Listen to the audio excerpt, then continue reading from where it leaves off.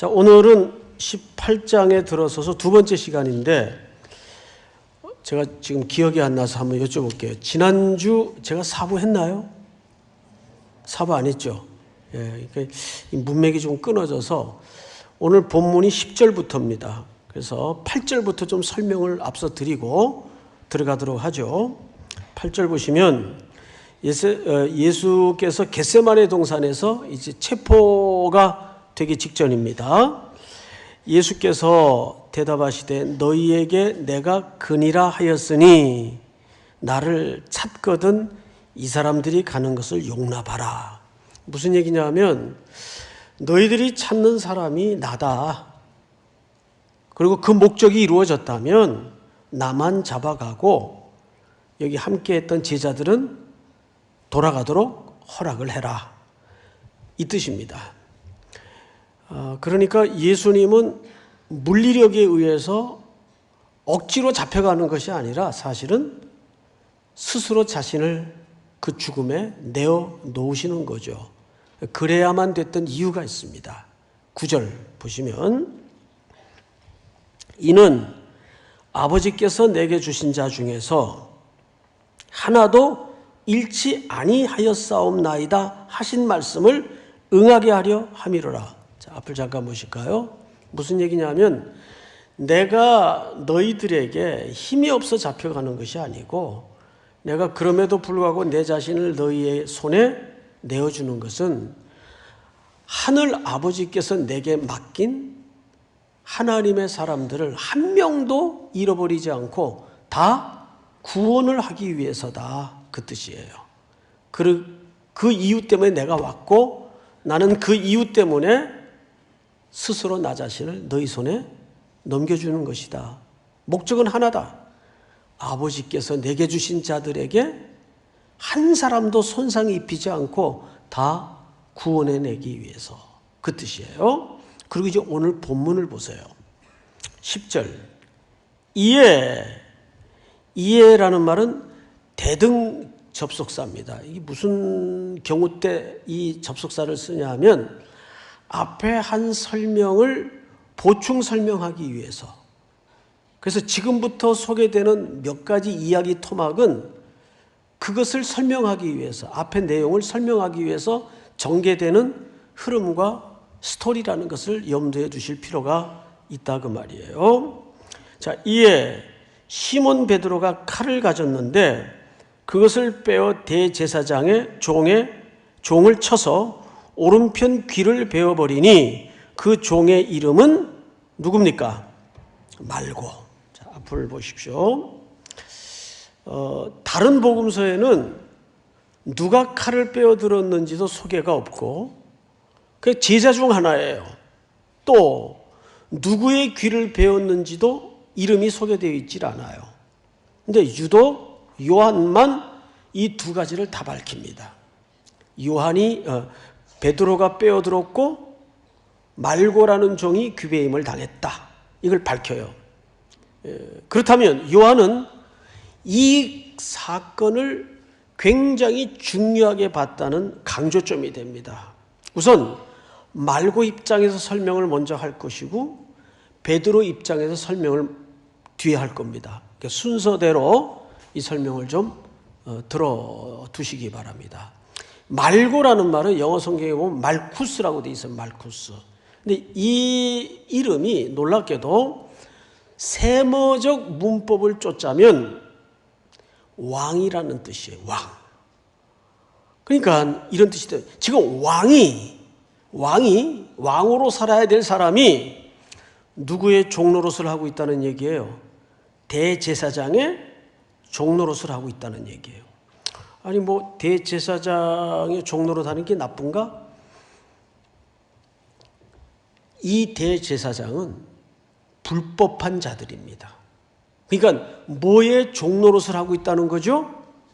불법한 자들의 종노릇을 하고 있다는 거예요. 누가? 말고란 이름이 뭐라고요? 왕으로 살아야 될 사람이 여기에 해학적 그림이 있어요. 이 말고는 누구예요? 우리를 얘기하는 거예요. 우리는 하나님에 의해서 에덴이라는 동산에 하나님의 왕국에 창조될 때부터 우리는 그 지역을 하나님께로부터 위임받아서 다스리는 뭘로 지음받은 겁니까? 왕으로 지음을 받았어요. 에덴 동산의 왕이에요. 첫 번째 아담은 왕으로 지음을 받았습니다. 그래서 다스리라 다스리라 그런 거예요. 근데 그 왕이 지금 불법한 대제사장에 무슨 노릇을 하고 있어요? 종노릇을 하고 있어요. 이것은 범죄에서 타락에 빠진 인생의 전형적인 그림을 설명하는 거예요. 결국 예수님은 이걸 회복하기 위해서 오신 거죠. 그래서 말고의 귀를 만지셔서 다시 붙여주시죠. 그래서 다시 붙여주시는 거예요. 회복하기 위해서. 그래서 우리를 가르쳐 사도 베드로는 뭐라 그랬죠? 너희는 다 왕 같은 제사장이요. 누구의 은혜로 우리가 왕 같은 제사장으로 회복이 되죠? 그리스도의 은혜로. 그리스도의 은혜로. 그러니까 이 말고는 그런 해학적 그림을 상징적으로 담고 있는 존재입니다. 믿습니까? 이것은 우리의 모습이면서 우리의 회복이 어떠할 것임을 퍼포먼스로 보여주고 있는 거예요. 그러면 베드로의 입장에서 이제 시선을 돌려보자고요. 자, 베드로는 칼을 빼들었어요. 저는 저라도 그랬을 것 같아요. 신의 상, 의리상, 어떻게 이때 가만히 있어요? 지금 주변의 제자들은 우물쭈물하거나 일부는 도망갔거나 지금 몇 사람 안 남아 있어요. 근데 지금 스승님은 불법한 자들의 야심한 밤에 횃불을 들고 예수님을 잡으러 왔단 말이에요. 스승을. 그런데 어쩌나 어떡하지 이러고 있어요. 뭐라도 해야 될 거 아니에요. 그 대표적인 인물이 누구예요? 베드로예요. 상당히 의리 있어 보이지 않으세요? 그런데 이 행위가 예수님에게 준엄한 꾸중을 받습니다. 도로 꽂아라. 도로 꽂아라. 그리고 이런 말씀을 하세요. 11절에 보니까 예수께서 베드로 도로 이르시되 칼을 칼집에 꽂으라. 아버지께서 주시는 잔을 내가 마시지 아니하겠느냐 하시니라. 앞을 보실까요? 요한복음 13장에 보면 예수님이 제자들을 쭉 앉혀놓고 한 명 한 명씩 발을 닦아 나가세요. 근데 그 광경을 지금 베드로가 이렇게 보고 있어요. 야, 이건 아닌데? 쟤들이 저 어쩌자고 그대로 발을 내밀고 있나? 이래서는 안 되는데. 그러다가 드디어 자기 순서에 왔어요. 아, 선생님, 아무리 그렇더라도 이건 아닌 것 같습니다. 절대 제 발을 못 씻깁니다. 저라도 또 그랬을 것 같아요. 저라도. 어떻게 저간이 발을 내밀고 어우 시원하다. 그러고 그냥 있어요. 베드로가 사실 상식적으로 오히려 더 납득이 가죠. 근데 예수님이 뜻모를 얘기를 하십니다. 내가 네 발을 씻기지 않으면 너는 나와 상관이 없다. 너무 냉정한 얘기를 하세요. 그러니까 이번엔 베드로가 하여간 베드로는 이게 끝과 끝을 왔다 갔다 하는 데는 일가견이 있어요. 아, 그럼 목욕도 시켜주십시오. 이렇게 된 거예요. 여러분, 이 세족식은 그때 13장쯤에 설교를 할 때 뭐라 그랬죠? 물론 다 잊었겠지만 이것은 단순히 겸손을 드러내기 위한 행위가 아니고 너희들은 이제부터 내 새로운 가족 공동체가 되는 것이다. 발을 닦아준다는 것은 이제 새로운 가족 공동체 너희가 나와 하나가 되는 것인 것을 확정하는 뜻이에요. 근데 베드로는 이 영적인 고도의 의미를 이해했다는 얘기입니까? 못했다는 얘기입니까? 못했다는 얘기예요. 이해 못했어요. 그리고 죽음은 예수님은 거기서 죽음을 암시하고 있죠. 내가 죽어야 이 일이 이루어질 것이다. 그리고 이제 거의 그 끄트머리에 이르렀어요. 이번에는 칼을 빼들어요. 어딜 감히, 상당히 의리 있어 보이는데 신의나 의리가 기독교적 가치보다 앞설 수는 없어요. 복음의 가치보다 신의나 의리가 우선할 수는 없는 거예요. 의리 하는 것은 김보성 씨나 하는 얘기지, 예? 그것이 살아가는데 필요는 하겠지만 우리는 더 우선적 가치가 뭐죠? 복음적 가치예요. 성경적 가치란 말이에요. 그러면 여기서 예수님이 베드로에게 나무라면서 깨닫지 못하는 베드로에게 내가 아버지께서 내게 주시는 잔을 마시지 않겠느냐는 말은 도대체 무슨 말일까요? 여러분, 인간은 어쨌든 이 축배의 잔을 들기 위해서 살아갑니다.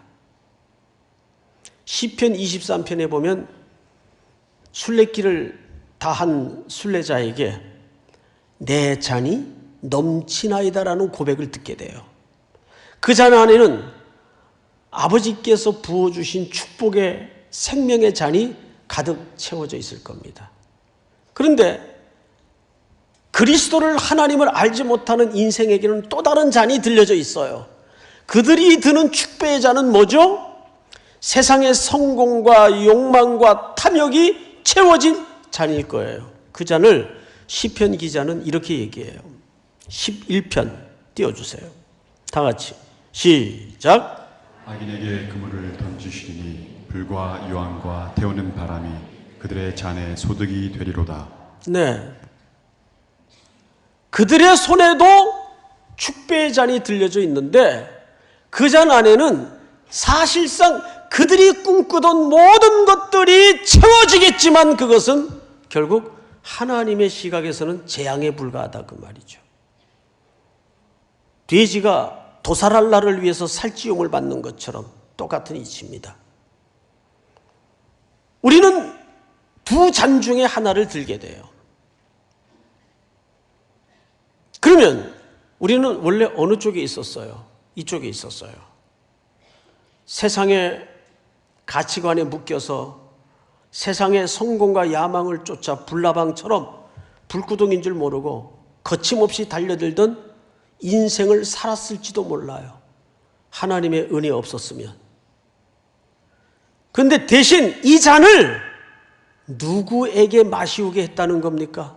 이거 우리가 당연히 들고 마셔야 될 잔인데 아버지께서 우리를, 아들을 통해 하나도 잃어버리지 않도록 하기 위해서 이 잔을 아들로 하여금 들게 했다 그 말이에요.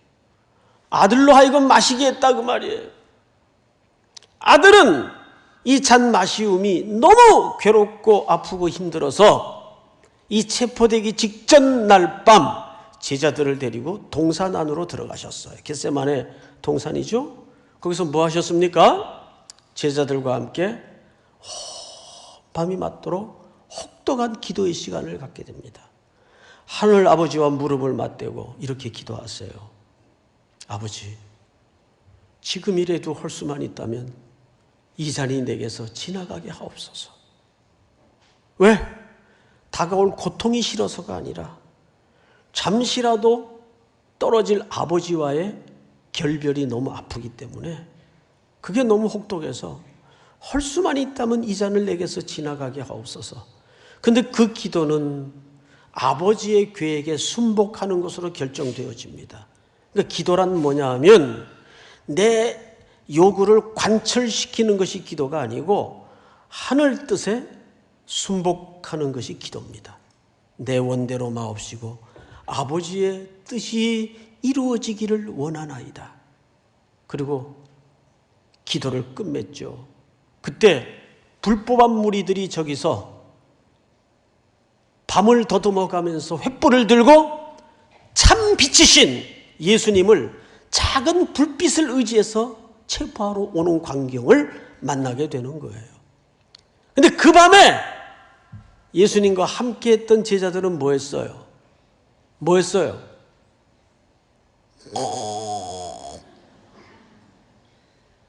잠에 골아 떨어져 있었어요. 여러분, 따라서 합니다. 기도의 실패는 사명의 실패다. 기도의 실패는 사역의 실패요, 사명의 실패입니다. 제자들은 똑같은 장소에 똑같은 시간을 예수님과 가졌지만 예수님은 그 기도에 승리를 하셨어요.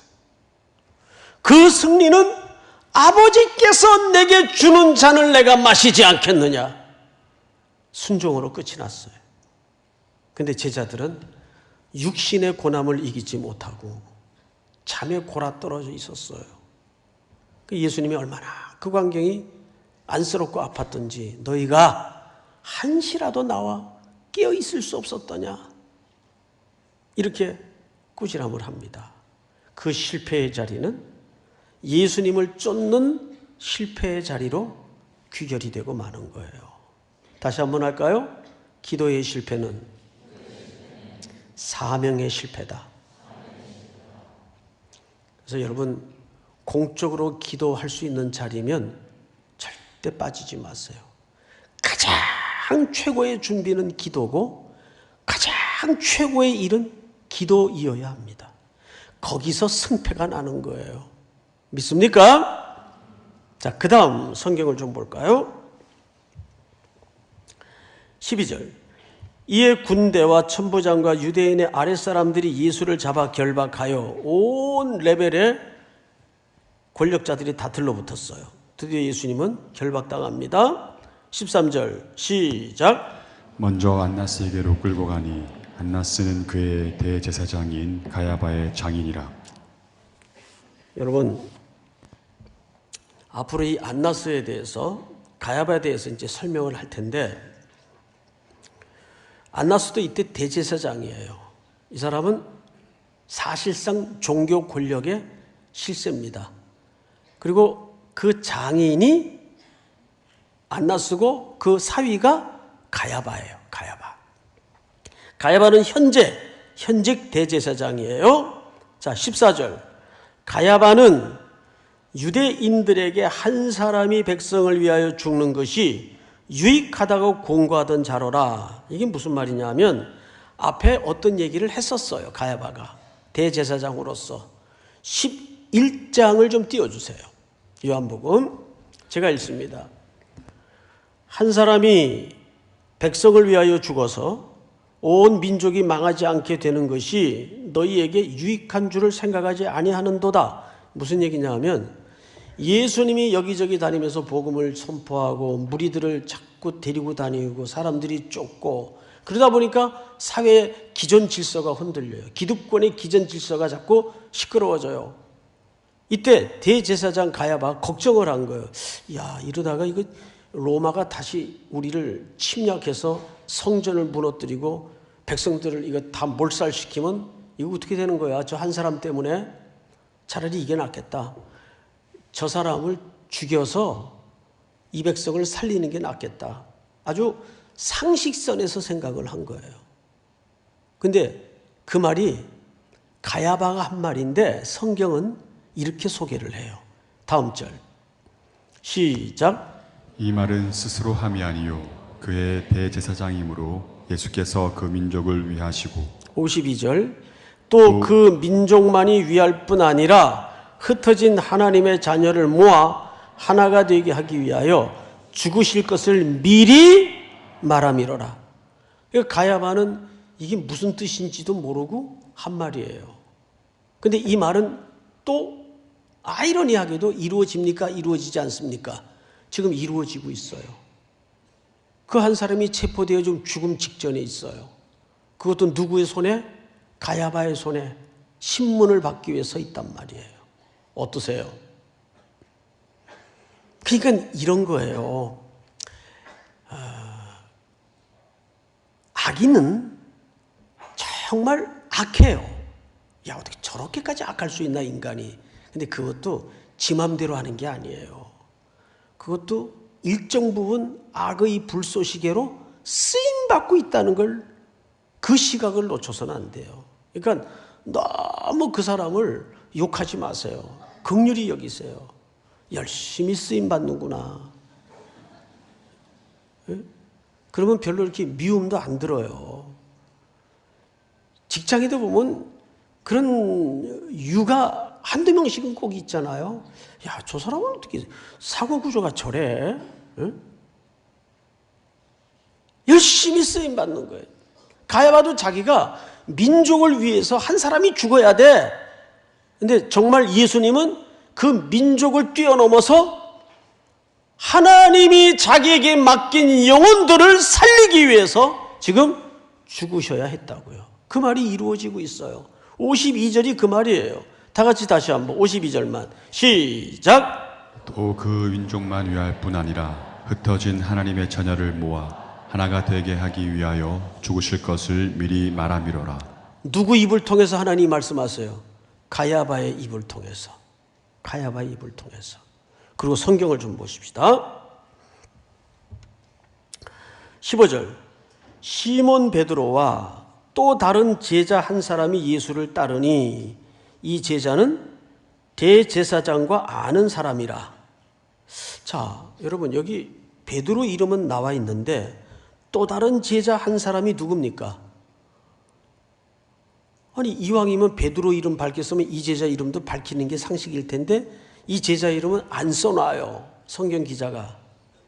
이건 이 글을 쓴 자기 자신이기 때문입니다. 요한 자신이기 때문입니다. 그래서 뭐 학자들마다 조금씩 견해는 차이가 있어요. 어떤 학자는 이건 니고데모를 얘기하는 걸 거다. 아리마대 요셉을 얘기하는 걸 거다. 뭐 설이 많은데 오늘 오후에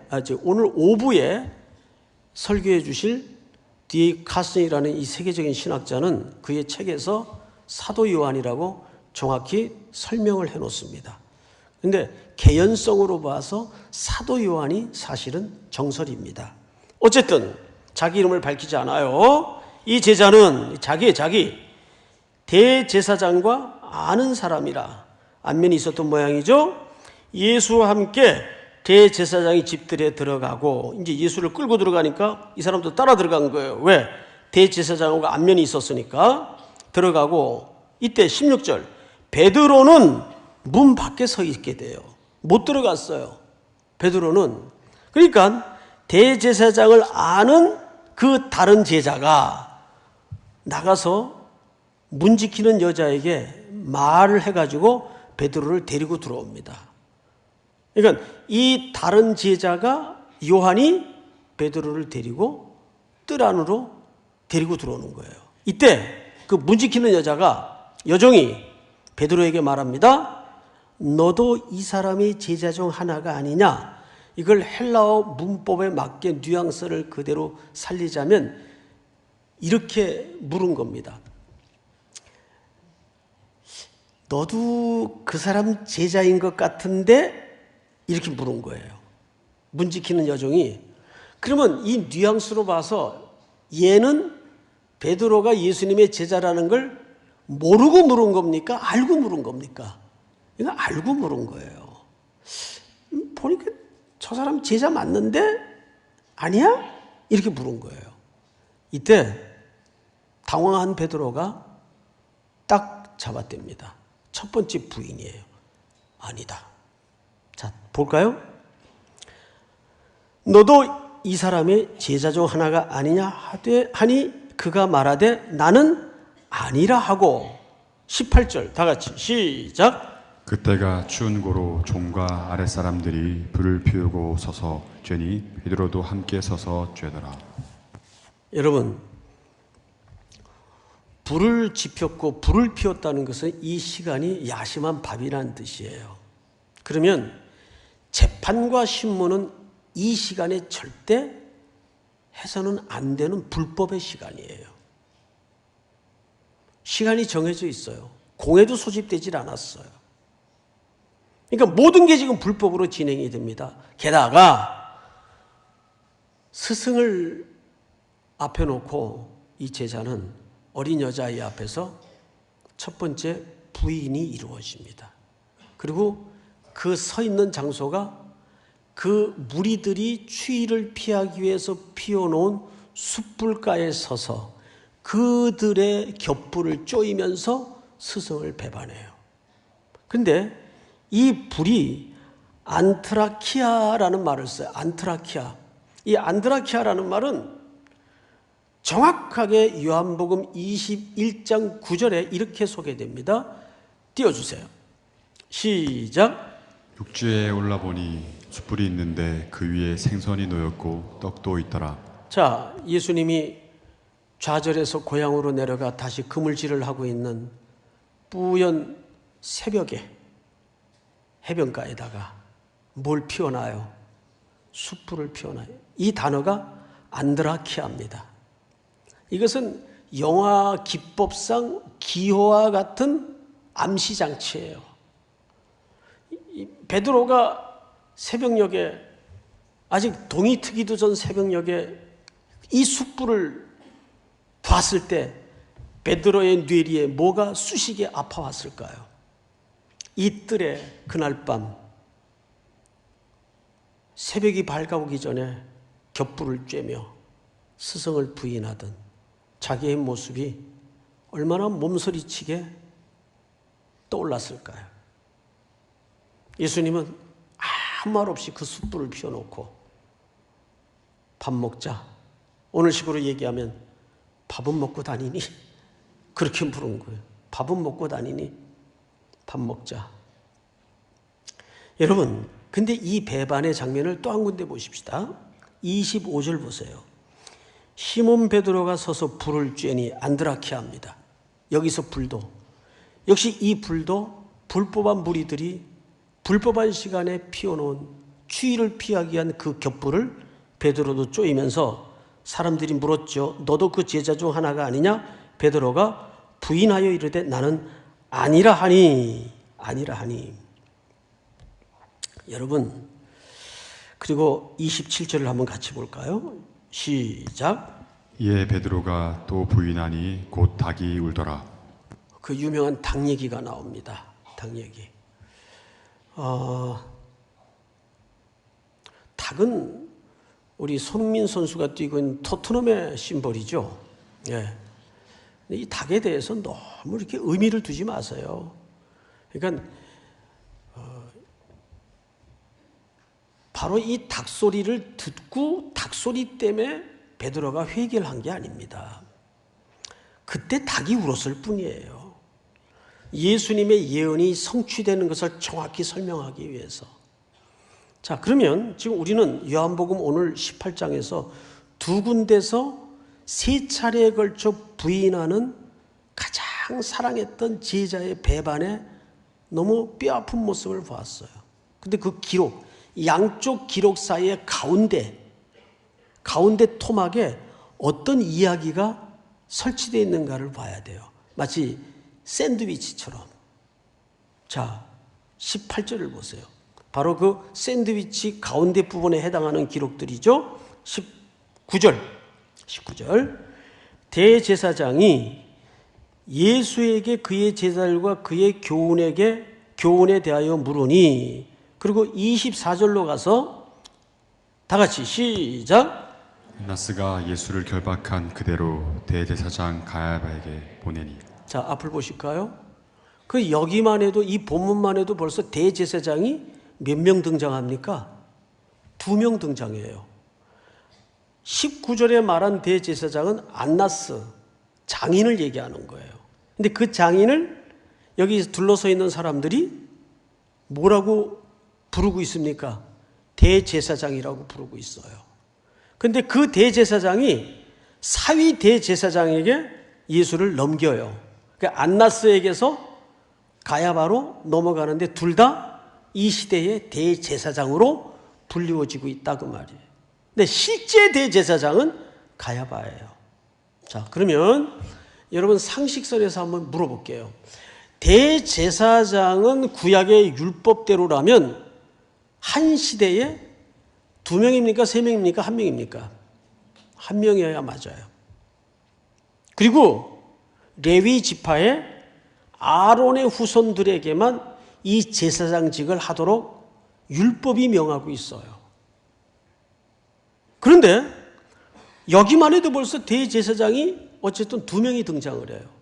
그리고 또 하나, 구약의 율법대로라면 대제사장은 종신직이에요. 즉, 그 제사장이 죽어야 다음 대제사장이 새로 계승할 수가 있습니다. 근데 죽지도 않았는데 또 사위가 지금 대제사장이 돼 있어요. 그래서 이게 어떻게 된 노릇인가 하고 이 대제사장 임명의 변형의 역사를 쭉 추적을 해봤어요. 그랬더니 몇 가지 매우 가슴 아픈 힌트가 기록으로 남아있더라고요.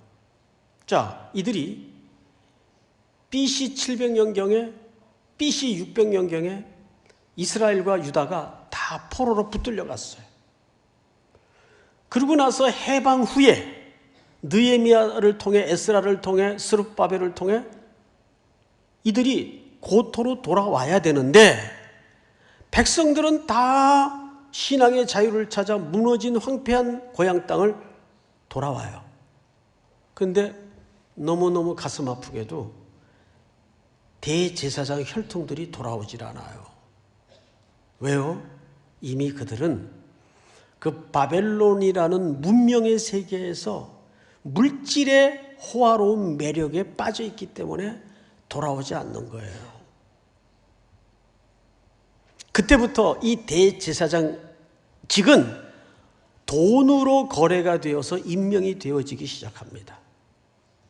그리고 금품수수가 일어나요.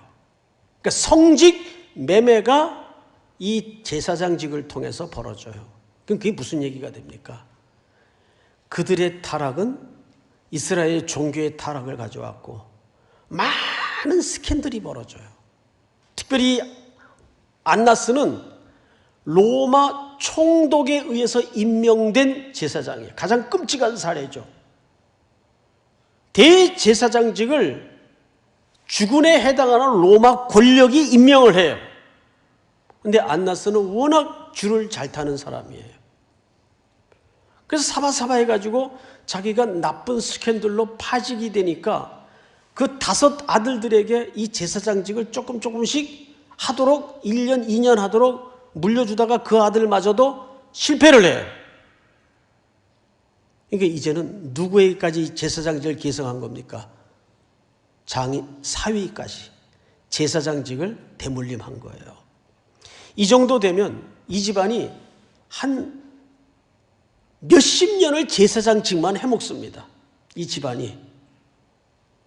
그럼 이미 이때는 대제사장직의 기능을 잃어버렸다는 얘기예요. 정치 권력의 자리가 되었다는 얘기예요. 그래서 로마 총독이 이 직을 임명을 하고 서로 기브앤테이크가 이루어집니다. 그리고 이들은 지금 대제사장으로서 누구를 신문하고 있어요? 진정한 참된 대제사장이신 예수 그리스도를 신문하고 있어요. 누가? 가짜들이. 이게 세상의 아이러니예요. 가짜들이 조그만 횃불을 들고 참 빛이신 예수 그리스도를 체포하러 오지를 않나.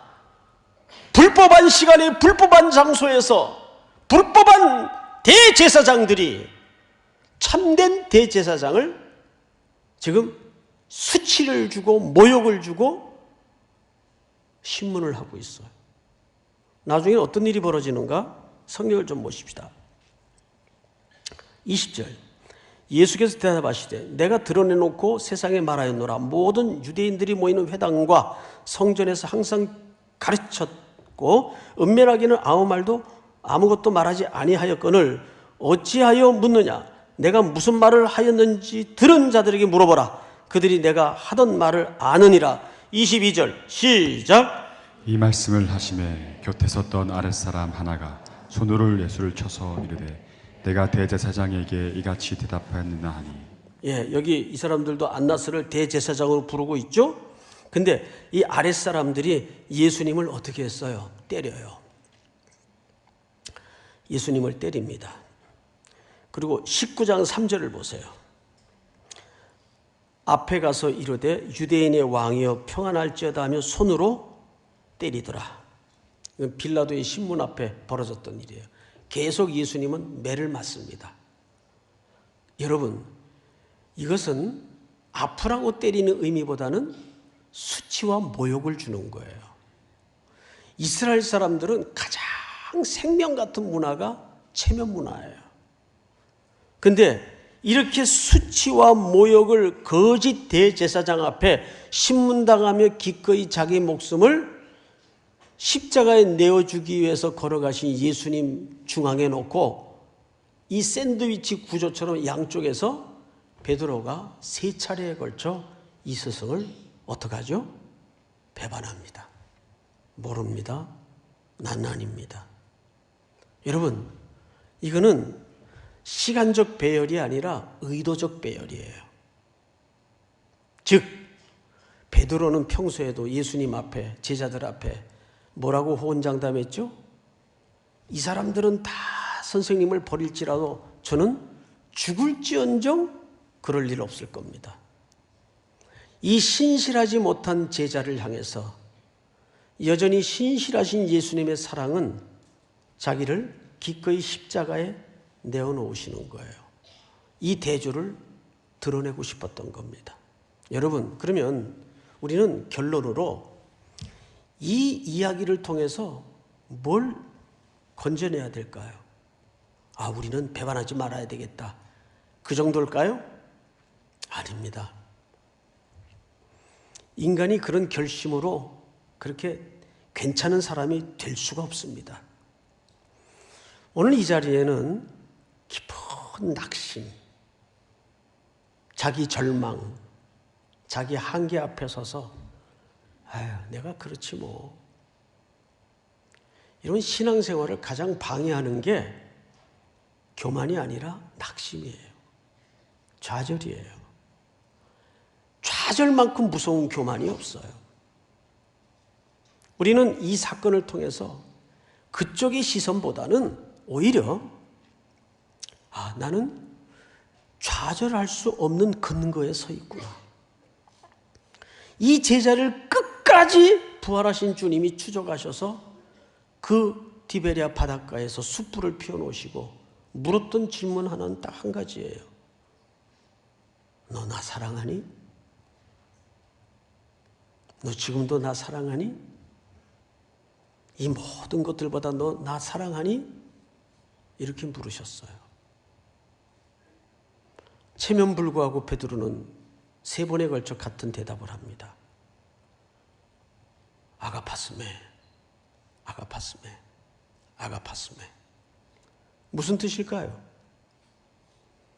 우리는 내가 무너질 수 없고 실패할 수 없고 좌절할 수 없는 그 기초와 근거가 내 수준에 있지 않다는 걸 발견해야 돼요.